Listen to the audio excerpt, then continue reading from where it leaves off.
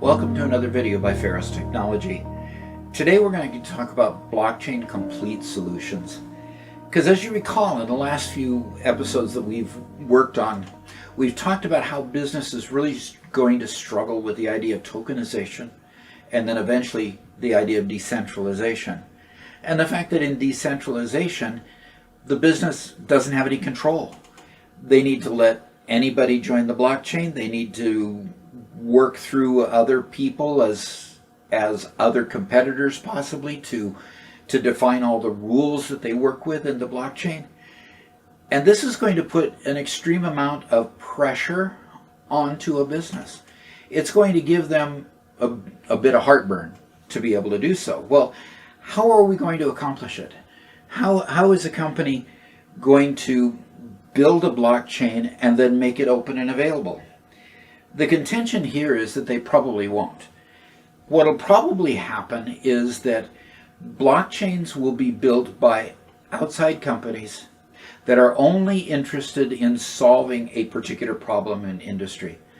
And those solutions will then be made available, and then businesses will begin to join them. And what I want to do today is show you a few examples of what is emerging in the market to show you what problems are currently being solved. So let's first take a look at a website called Bleaksy. Now Bleaksy is a retail outlet that allows you to connect buyers and sellers. So it says dynamic UGC. Well, UGC. You know how I hate acronyms. If you've watched any of my videos, UGC, I had to go look it up. User generated content. And so dynamic user generated content at scale across all digital channels. So what they do is they're connecting businesses that have products to sell, and they're connecting those products with buyers and creating a huge marketplace. Does that sound a little bit familiar? Maybe Amazon does that same type of business. In fact, Bleaksy does it, but they don't charge you a fee to sell. They don't charge you a fee to list. You create an account, and because it's blockchain generated, and because the fee structure is actually an incentive structure through tokens, you don't pay a bunch of fees. So let's look at it. How does it work? Well, you can see up here in the text, they've got an encyclopedia first that they've developed, and that's an encyclopedia of products. And the products are generated that have a UPC, have an ISBN code if they're books. They have different identifiers depending on where you are in the world. Okay. Then they have their protocols. The protocols is that blockchain distributed ledger. Okay. And then they have the marketplace.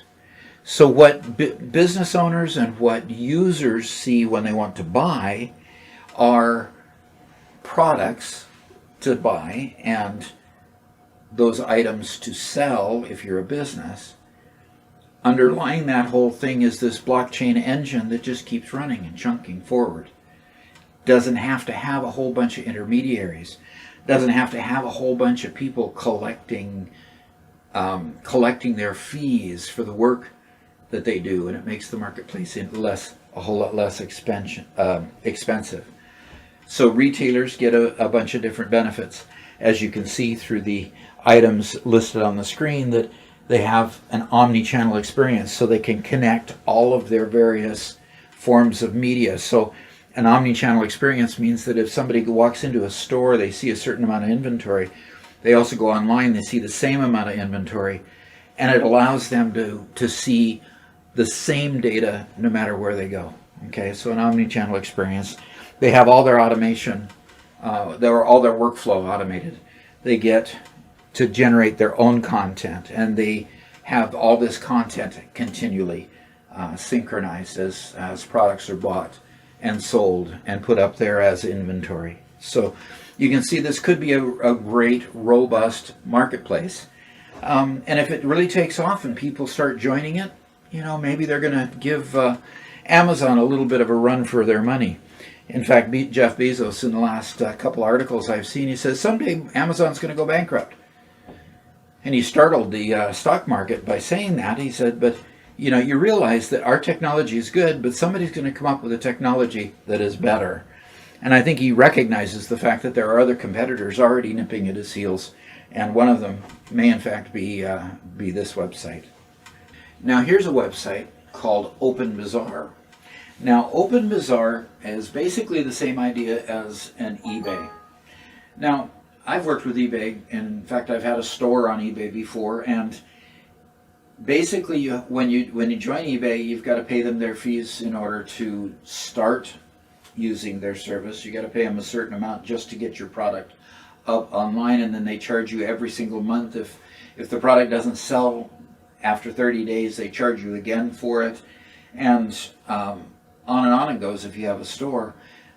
They've gotten now to where they cater to the very large corporations, the ones that have a huge amount of volume, and if you're a little guy, the fees basically put you out of business, because you can't get your cost structure down far enough in order to afford to pay all their fees. But here's an up-and-comer that might be an alternative for you.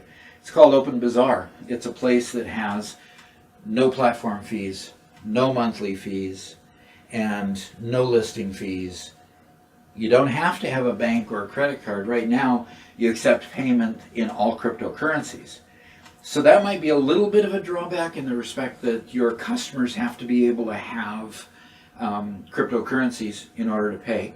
But, that's the wave of the future. That's the digital currency. Instead of hooking up your credit card to an account that can pay it, you hook up cryptocurrencies through an exchange to pay your bill for the product. So what happens here is it is a worldwide network, okay? It lists a whole bunch of countries here, and it shows a whole bunch of countries, and then lists a whole bunch of products that are currently on the website. And frankly, it's growing. It's not as big as eBay, of course, but might be a very, very viable product in the end as it grows. Okay, and there's some frequently asked questions. This is where I got the answer to the question, here, if I can point the right direction. Here at the bottom here, the last one says, do you pay with only Bitcoin? Well, no, you don't pay with just Bitcoin, but they're all cryptocurrencies. Bitcoin, Bitcoin Cash, Litecoin, and Zcash. All three major cryptocurrencies, so there's nothing wrong with any of those currencies. But you do have to have a wallet, and you usually get a wallet at an exchange where you can take money and buy the cryptocurrencies, and then you can go shop here just fine. Moving right along. I use a web browser called Brave.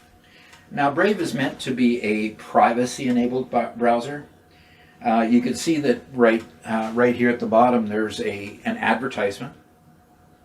And what will happen is over here in the other corner, up will pop various ads that you can click on if you want. So if you click on those ads, you can then be paid in the basic attention token that's listed here. And you notice that I've earned 5.555 BAT, which is the basic attention token. And you see there that it's worth $1.41 so far or $1.14 so far this month. So, I mean, it's just little pennies basically each time you click on an ad. But as you're browsing with Brave, an ad will pop up. You can decide whether to click on it or not. You can take a quick look at it and then move on. The basic attention token is basically paid for ads, paid for by the users who want to see them.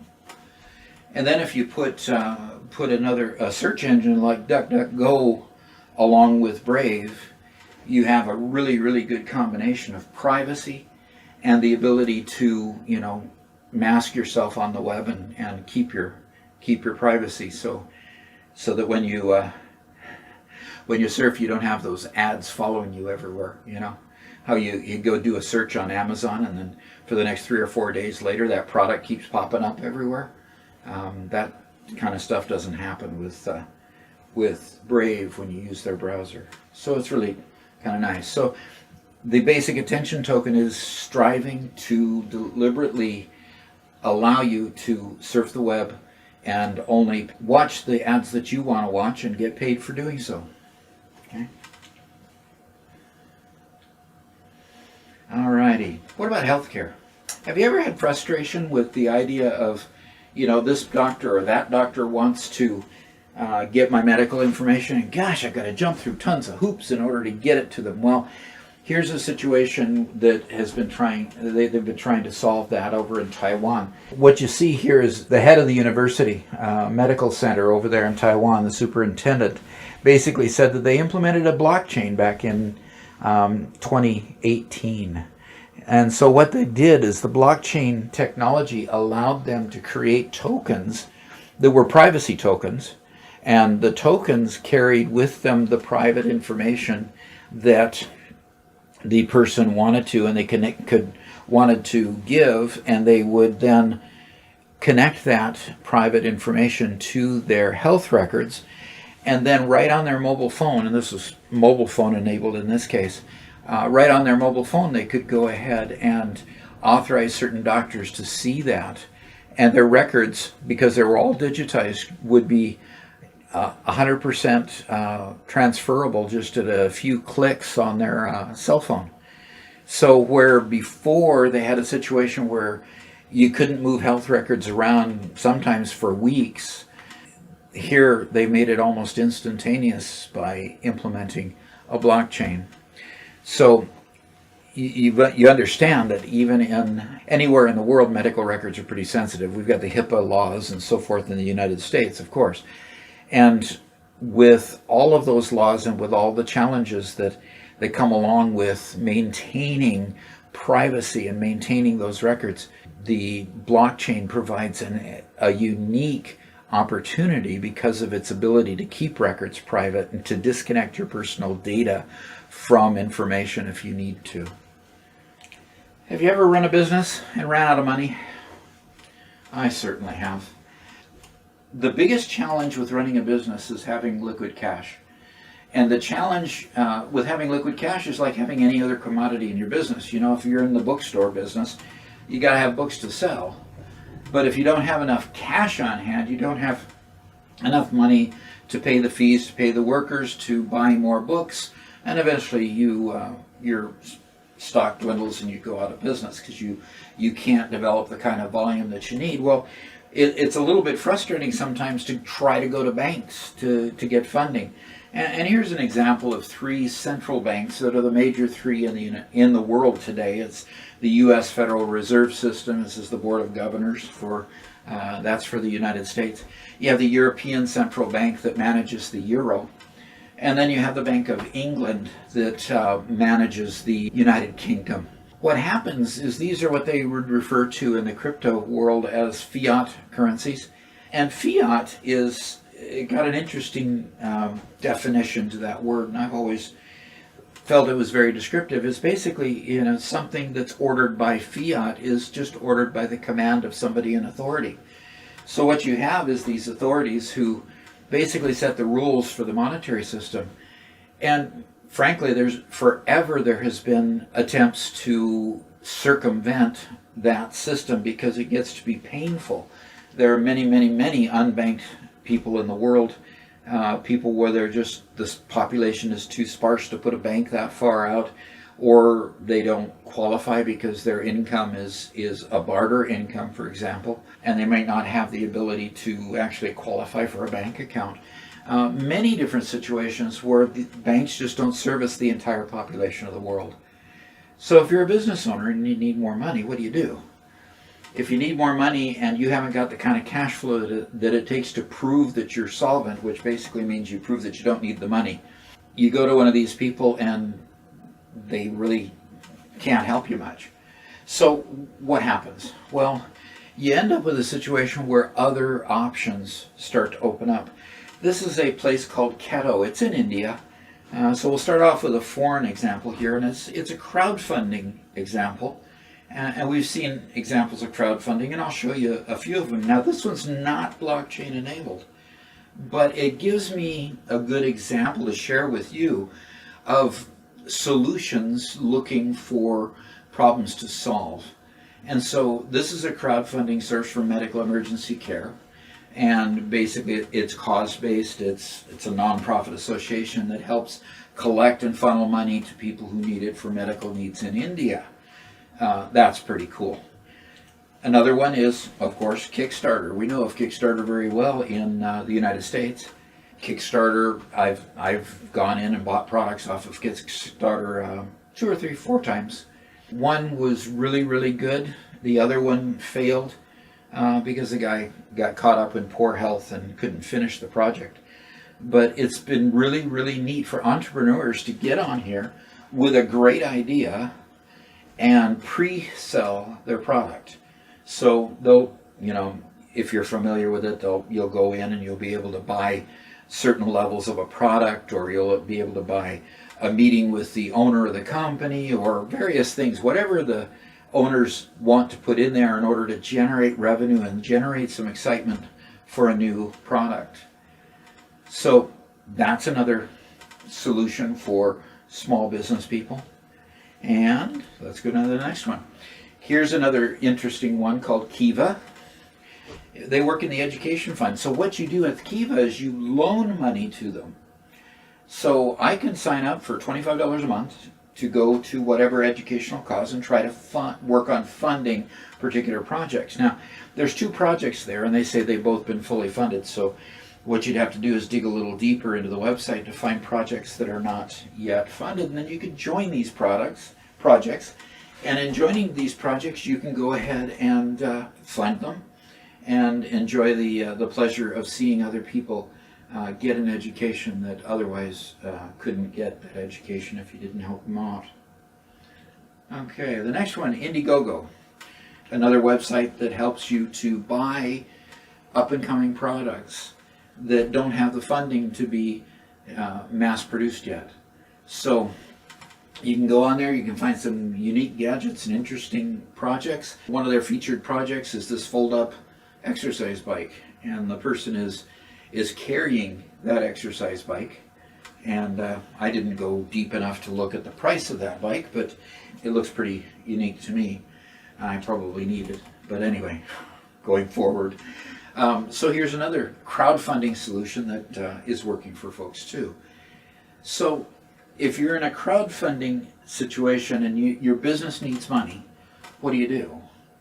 Well, at the beginning part of the cryptocurrency revolution, you saw a thing called an ICO, an initial coin offering. And so initial coin offerings got to be pretty lucrative for some people. And of course, when it gets too lucrative, there are people who, throw out an initial coin offering, have a great idea, and run with the money. And because of that, in 2018, the U.S. regulators looked at 200 of them for possible fraud charges. And then eventually, the U.S. Securities and Exchange Commission began regulating initial coin offerings as initial stock offerings.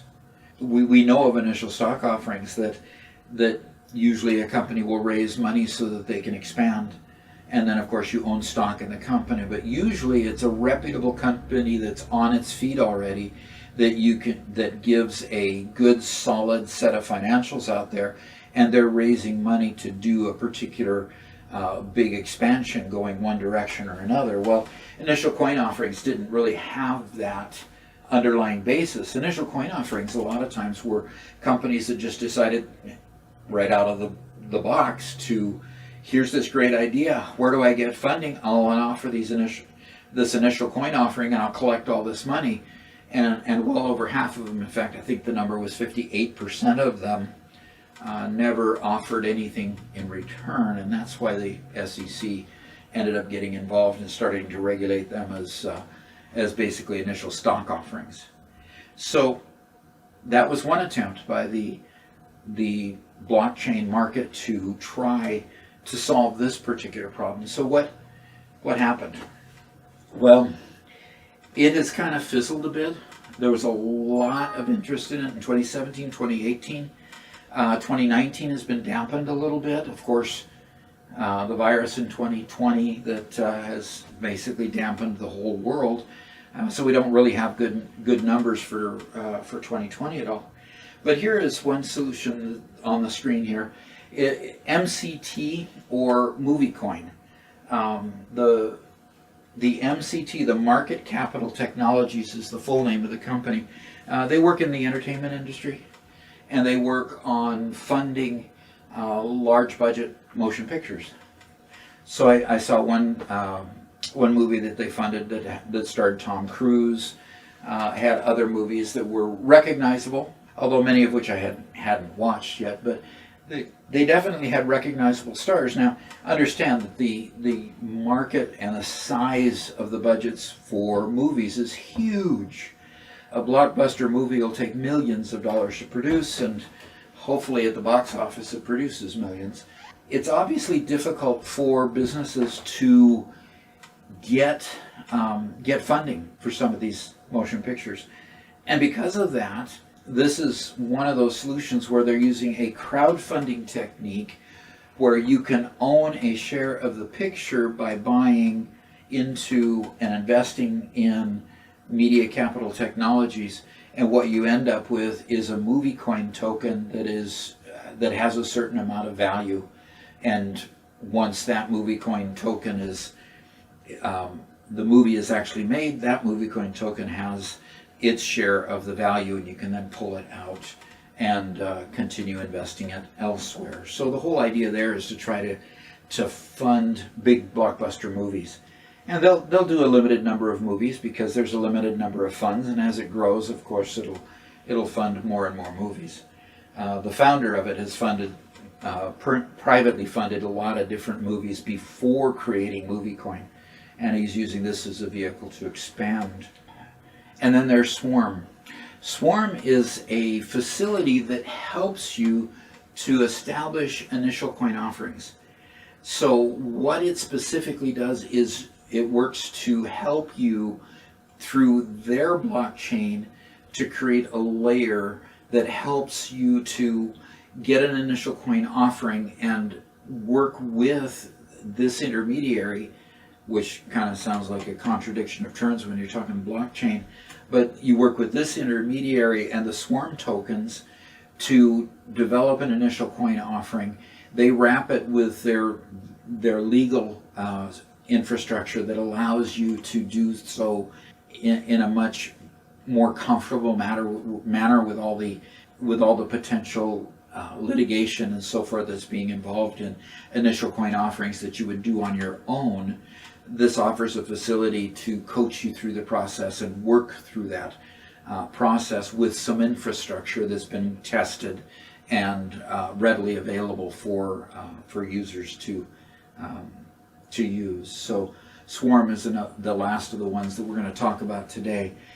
So there are many places that are trying to solve this problem of getting cash for businesses, especially entrepreneurial type businesses that don't have this huge track record, and because not having the track record can't get traditional financing through a traditional banking system. Okay, so what does this all mean? Okay, first off, when you look at all of these things, businesses are going to have a hard time in a distributed setting.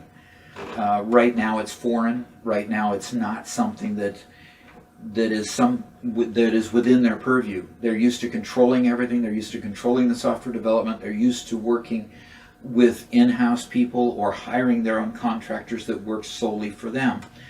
Being in a distributed setting is going to be challenging. So what I believe is that blockchains will come up and try to solve those problems and entice the businesses to join them. So you'll have these retail environments, and you'll have companies join those retail environments, just like Amazon and their Amazon Marketplace encouraged market people to join them. You'll have solutions that will come up where companies will then begin to join those blockchains. And they'll join it for the efficiency, they'll join it for the low cost, they'll join it, as I've illustrated with several of these, just for the pure privacy and the ability to have the freedom to be free of the rules that come along with a centralized situation that a lot of times you have to join, like eBay and such. blockchain complete solutions generally are not going to be built by the companies themselves for themselves, but companies are going to emerge that will build a blockchain for others to join. In other words, Boeing won't build an aerospace blockchain and invite Lockheed and all their competitors to join it.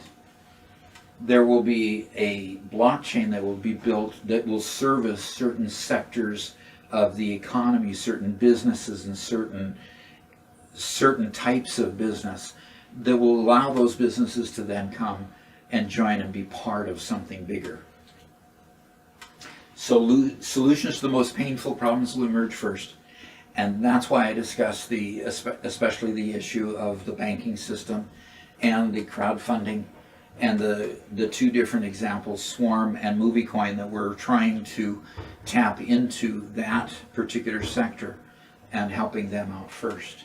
Okay, so you can see that what's going to happen in the blockchain market is it's going to emerge and it's going to continue growing. There's a lot of activity out there. It's amazing how much wonderful activity there is out in the business world now being developed. Some are going to fail. In fact, most of them will probably fail. But some of those are going to catch fire. They're going to grow. They're going to get big. There's going to be an Amazon that'll emerge out of that. There'll be a PayPal that'll emerge out of that. There'll be an eBay that'll emerge out of that, or competitors to those companies.